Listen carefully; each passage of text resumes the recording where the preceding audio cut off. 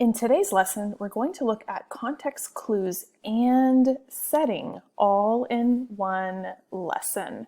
So context clues, of course, is when we're looking at vocabulary and figuring out the meaning of unfamiliar words, and we're doing it without even having to use a dictionary or without having to look up every word that you come across. So it's kind of like a cheat sheet when you can figure out the gist of a word without even having to look it up. That's what we're going to do today.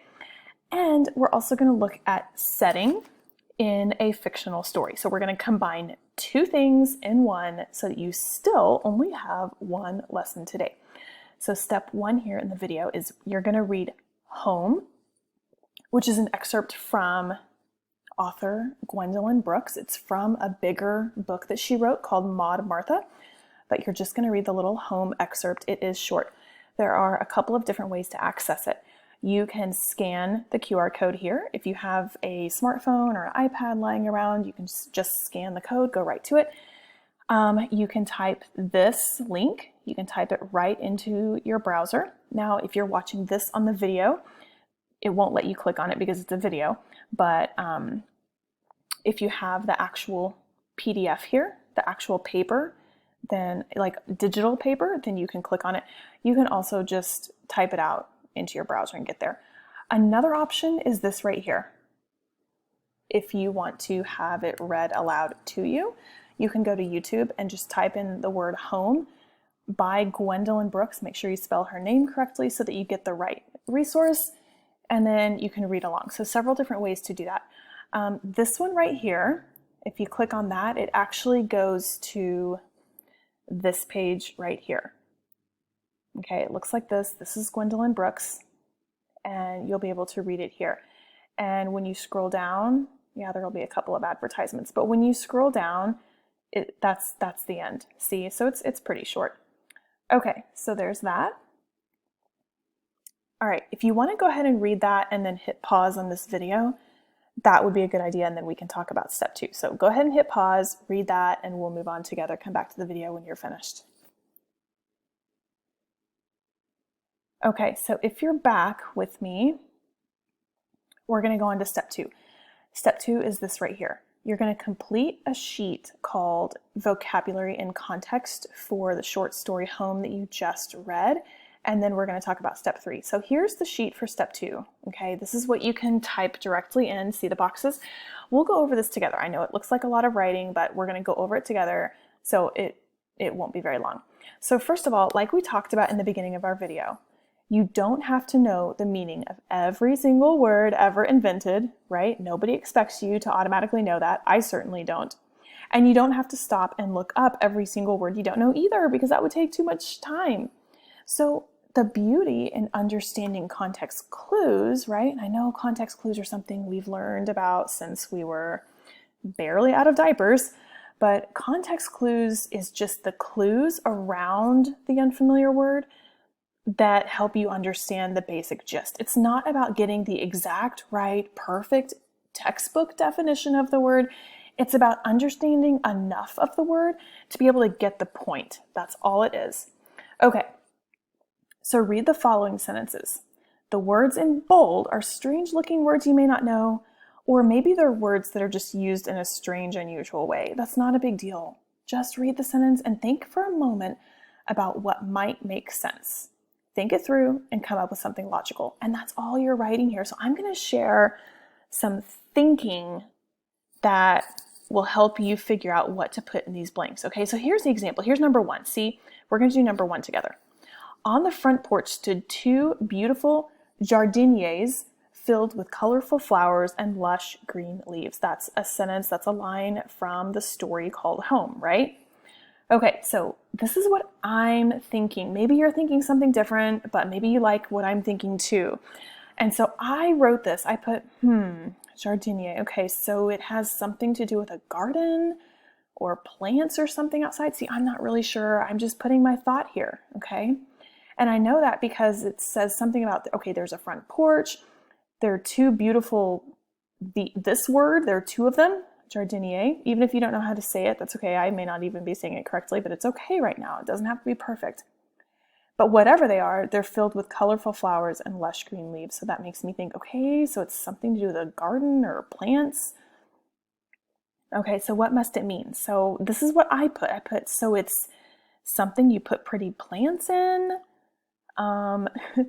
Cups of coffee and donuts? No, that has nothing to do with it, right? Bags of trash have to be picked up. I mean, what are they? So you can see I was just kind of having fun here. I put down 3 things, and obviously one of them kind of makes sense. It's something that you plant pretty plants in, right?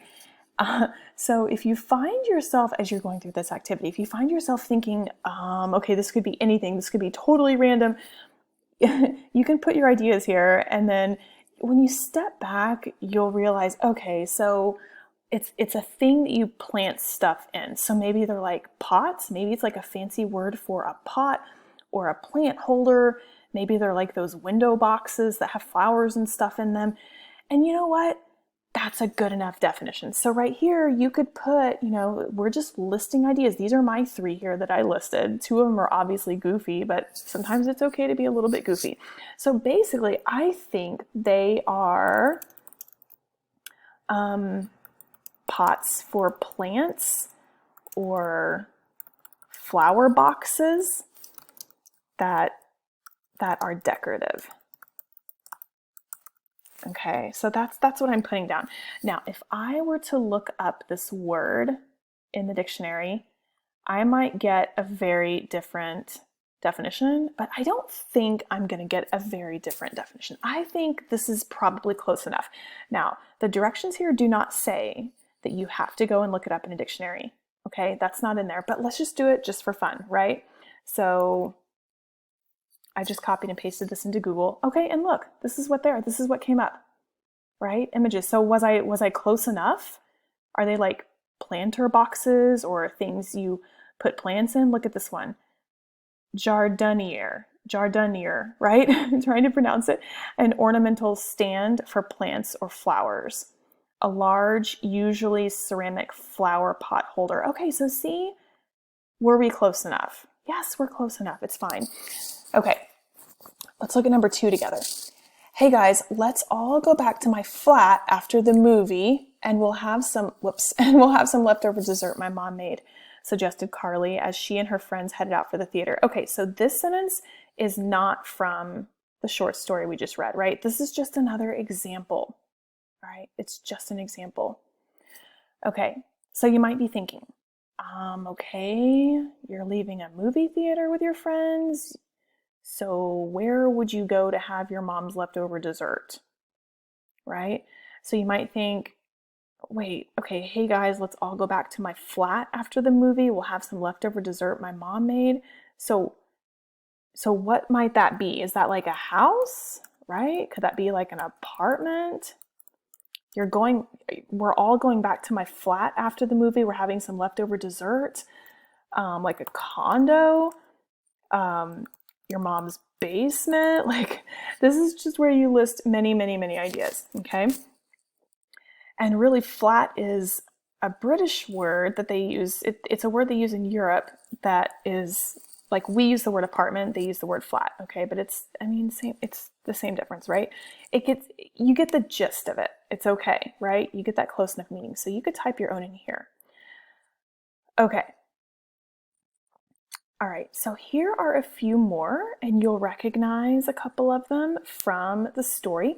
There are some other sentences in here that are going to help you think through what it means. So these are just some more examples of what I was thinking when I read these. And then, of course, these down here you're going to do on your own.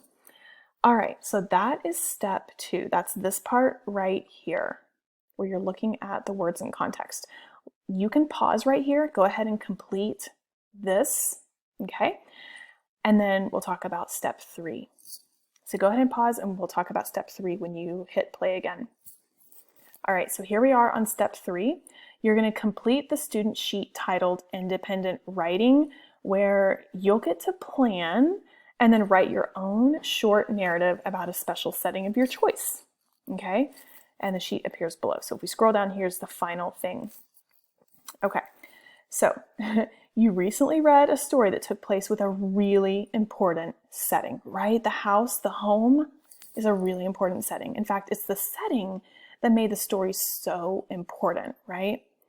So your task here is to write a personal narrative story, and it can just be a page or two. That's considered short. If you're typing, then it might just be a page. Write a personal narrative story from your point of view. That means first person point of view. That means you're going to use words like I, me, ours, mine, we, us, things like that. You're going to tell it from your perspective. And in that personal narrative, you're going to describe an important moment based on a setting that's also important to you. Okay? So this planning guide is going to help you do that because we're using examples from the story of home. Okay? So the main memory in home is that, okay, we're waiting for Papa to come home and tell us if we get to keep the house or not. Like that's the main memory, okay? So you've got to think about your own special memory, okay? The title was home, right? Not house, but home, okay? So you maybe think of a title that is very simple. Maybe it's just 1 or 2 words and it describes your own setting that you're writing about, okay?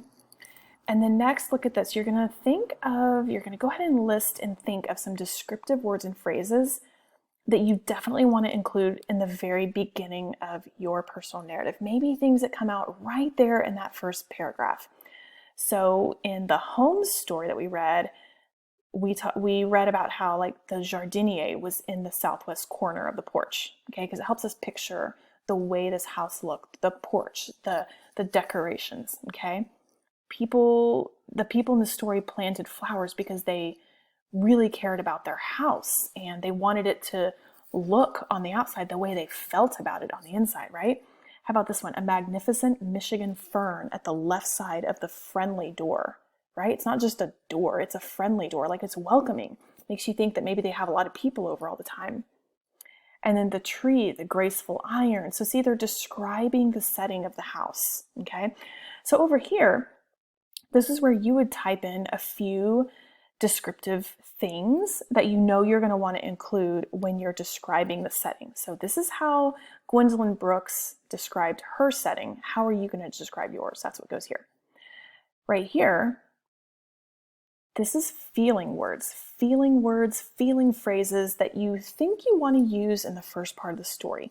So Gwendolyn Brooks used words that helped us figure out, like that helped us feel the connection, like the anguish, the sadness, the anxiety, right?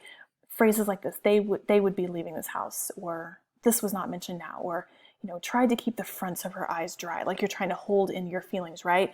And it's just going to kill Papa. So what are some of the feeling words? What are some of those emotional words and phrases that you're going to want to put in your own story, like maybe in the first part of the story, okay, to try to draw us in, make us feel what you're feeling, just like Gwendolyn Brooks did here. And then do it again for the second part of the story, kind of that last part of the story, okay? And so these feeling words in the first part of the story, I mean, they make us feel, the sadness, the anxiety, all those like negative emotions. And then if you look at these down here, these are more of the positive emotions. It's us he loves. They could not tell a thing. God knows best. Her eyes were lamps turned on, right? Her eyes were lamps turned on. Instead of saying she was excited, she was relieved, she was happy, she was thrilled, Gwendolyn Brooks never said any of that. She said her eyes were lamps turned on. So think about what positive feelings you want to be able to show. List those things here. And then that way when you go to write your narrative, oh yeah, this is stuff that I think I want to include, okay? And of course you can include more, but these are just some things to get you started. Finally, this is the last part. Jot down some details that are going to help the reader understand the importance of this memory in the setting, right? The house, the home, the whole situation, the memory was so important, right? Were they going to keep their house or were they going to lose their house? And so look at this phrase. Well, I have friends I'd just as soon not bring here, right? Remember that character in the story who said this, and we know that she was basically trying to downplay her feelings about maybe losing the house. She's trying to downplay it, like, I don't want to bring friends here anyway, it doesn't matter. Well, we know it matters, but sometimes you're really upset about something, and so you just try to downplay it, act like you don't want it anyway, when really there's nothing more that you want, right? That's what she's doing here with this phrase. And then there was this one. I'd like some of my friends to just casually see that we're homeowners, right? Because the idea, the attitude switches, right? I want my friends to see that we're homeowners. We own our home. That was a big deal for the character in the story. So are there any other details, any other little sayings or descriptions that you want to include when you're writing about your setting? So this is like your planning sheet. This is where you get to plan it all out, and you can kind of look right over at some of those important words and phrases from Gwendolyn Brooks to inspire you. You're not copying her. You're just looking at what she did and thinking about maybe what you can do when you're describing your own special setting. And then, of course, once you're done with that, put it all together, right? Put it all together, write your story. Put it all together and write your personal narrative from your point of view about an important event based on a setting that was important to you. And that's it.